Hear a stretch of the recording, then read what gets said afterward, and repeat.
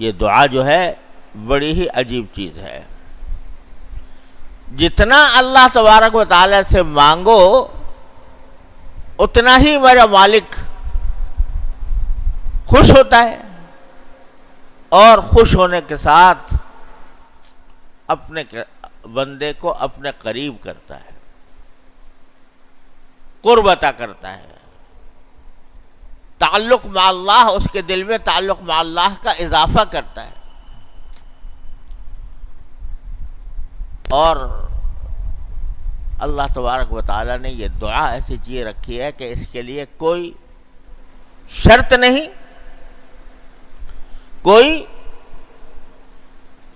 کوئی خاص طریقہ مقرر نہیں.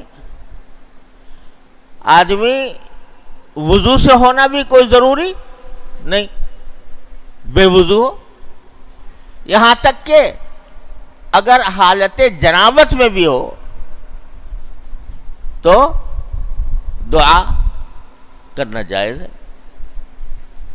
اللہ میں نے اتنا دروازہ کھول دیا.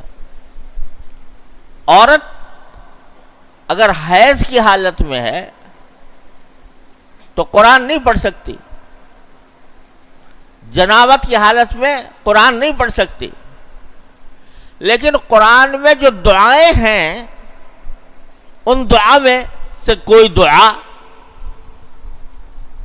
کی نیت سے پڑھنے کی اجازت ہے.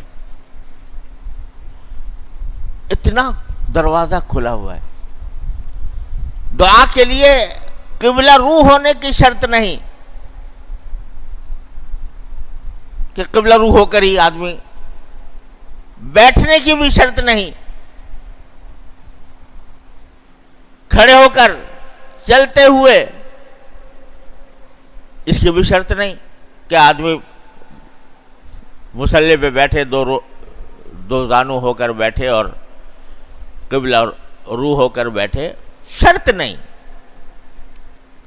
البتہ آداب میں سے بے شک ہے لیکن شرط نہیں.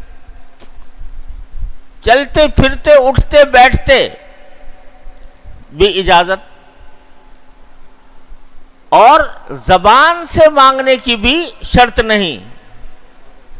دل سے مانگ لو، زبان سے مانگنے کی بھی شرط نہیں. یعنی زبان ہلانے کی بھی اللہ نے شرط نہیں رکھی کہ تمہیں زبان ہلانے کی تکلیف بھی نہ ہو. دل سے مانگ لو، یا اللہ میں چاہتا ہوں، یا اللہ میری یہ حاجت پوری کر دیجیے. دل سے مانگ لو.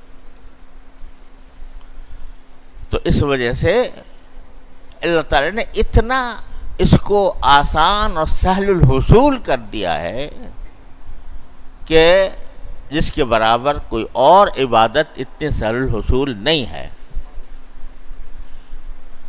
نماز ہے بہرحال اپنا ایک وقت طریقہ چاہتی ہے، شرائط ہیں، ارکان ہیں، سب کچھ ہیں. اس کی نہ کوئی شرط نہ رکن، براہ راست اور دل سے مانگ لو اللہ تبارک و تعالیٰ سے.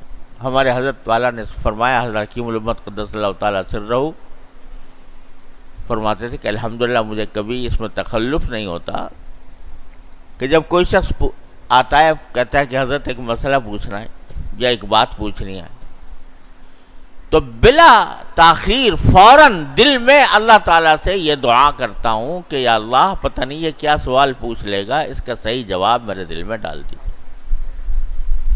دل میں دیکھنے والے کو پتہ بھی نہیں چلا کہ کیا ہوا. اندر ہی اندر میان عاشق و معشوق رمزیس کرامن کاتبین ہم خبرنیس. وہ اس طرح اللہ تعالیٰ کے ساتھ دعا کا تعلق اس طرح بھی قائم کیا جا سکتا ہے. تو کوئی شرط اللہ تعالیٰ نے رکھی نہیں.